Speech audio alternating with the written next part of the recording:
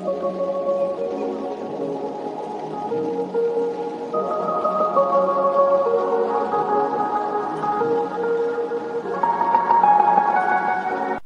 To my YouTube education channel. मित्रांनो, माझ्या YouTube चॅनलमध्ये सगळ्यांचे स्वागत आहे. आज 26 जानेवारी, आजचा दिवस संविधान लागू करण्यात आला होता. तर आपण स्वातंत्र्यापासून संविधान लागू करण्यापर्यंतचा इतिहास जाणून घेणार आहोत. तर मित्रांनो, आपल्याला माहीत आहे की भारताला स्वातंत्र्य देण्यासाठी महात्मा गांधी यांनी किती प्रयत्न केले होते. महात्मा गांधी यांनी कायदेभंग चळवळ, असहकार चळवळ असे अनेक चळवळ केले, तरी भारताला स्वातंत्र्य मिळाले नाही. आणि जेव्हा दुसरे महायुद्ध सुरू झाले तेव्हा महात्मा गांधी यांना असे वाटत होते की युरोपचा पराभव झाल्यानंतर जर्मन भारतामध्ये हमला करणार, म्हणून महात्मा गांधी यांनी भारताच्या नागरिकांना असा म्हटले होते की करो या मारो. आणि महात्मा गांधी यांनी भारत छोडो आंदोलन सुरू केला होता आणि या आंदोलनामध्ये अनेक भारतीय नागरिकांची प्राण गेले होते आणि हा आंदोलन संपूर्ण भारतभर चालले होते. आता ब्रिटिशांना माहीत झाले होते की आता भारताचे रोका थांबणार नाही, म्हणून ब्रिटिशांनी 15 ऑगस्ट 1947 रोजी भारताला स्वातंत्र्य दिले होते.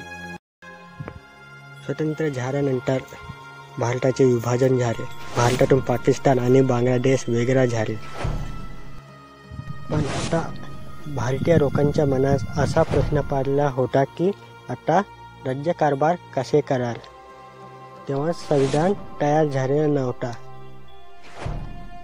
आणि तेव्हा ब्रिटिश सरकारने 1946 मध्ये एक स्वतंत्र निवडणूक प्रक्रिया राबवली. त्यामध्ये भारतीय राष्ट्रीय काँग्रेस आणि मुस्लिम लीग व इतर पक्षांचे प्रतिनिधी यांची निवड केली होती. त्यामध्ये 299 सदस्य होते. त्यात अनेक समाज, धर्म, जाती आणि भाषा यांचे प्रतिनिधित्व करणारे लोक होते. आणि भारतीय संविधान स्थापनेत मदत करण्यासाठी ब्रिटिशांनी 3 सदस्यांचा कॅबिनेट मिशन भारतात पाठवला होता. या कॅबिनेट सदस्यांनी भारतीय पक्षामध्ये एकता निर्माण करण्यासाठी काही उपाययोजना सुचवल्या आणि संविधान निर्माणाच्या प्रक्रियेची दिशा निश्चित केली होती. आणि त्यानंतर भारतीय संविधानाच्या मसुद्याच्या रचनेसाठी एक समिती स्थापन करण्यात आली होती. आणि त्या मसुदा समितीचे अध्यक्ष होते डॉक्टर बाबासाहेब आंबेडकर. आणि डॉक्टर बाबासाहेब आंबेडकर यांनी संविधान रचताना समाजातील सर्व स्तरातील लोकांना समान हक्क मिळावे यासाठी कठोर प्रयत्न केले. कारण डॉक्टर बाबासाहेब आंबेडकर अस्पृश्य जातीचे होते आणि त्या काळात अस्पृश्य जातीच्या लोकांना कोणतेच अधिकार नव्हते. त्या काळात वर्णव्यवस्था होते.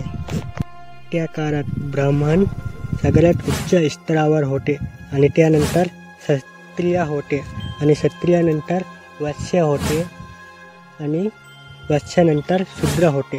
शूद्र सर्वात खालच्या स्तरावर होते आणि हा शूद्र लोकांनाच अस्पृश्य मानत होते.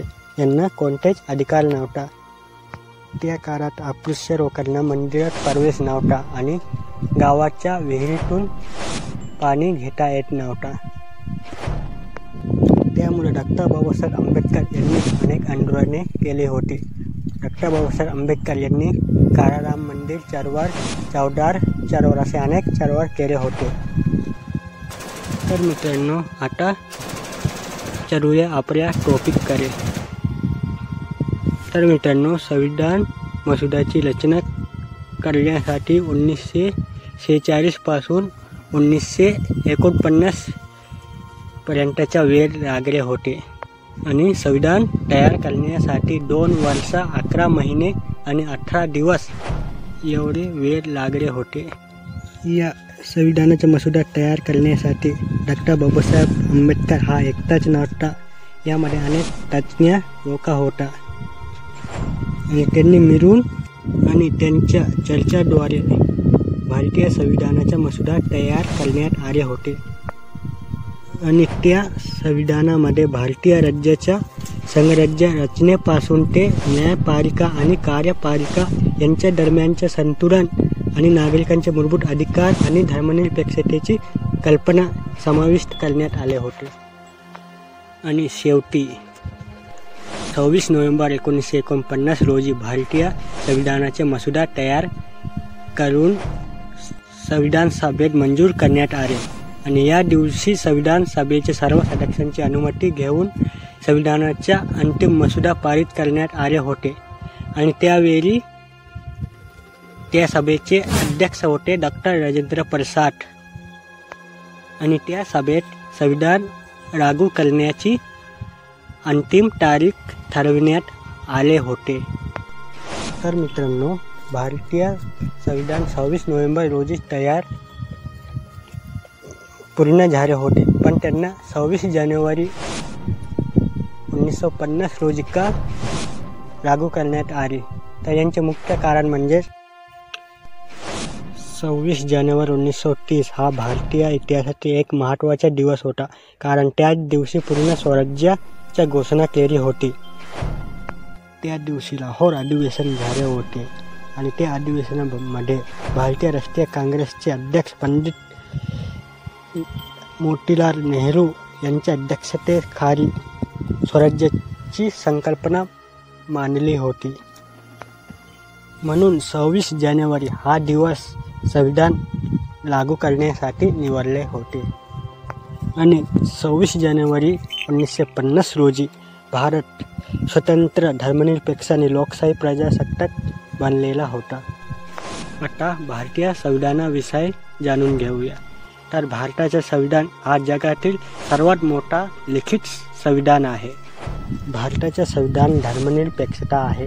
भारताचे संविधान कोणत्याही धर्माला राजधर्म म्हणून स्वीकारलेला नाही.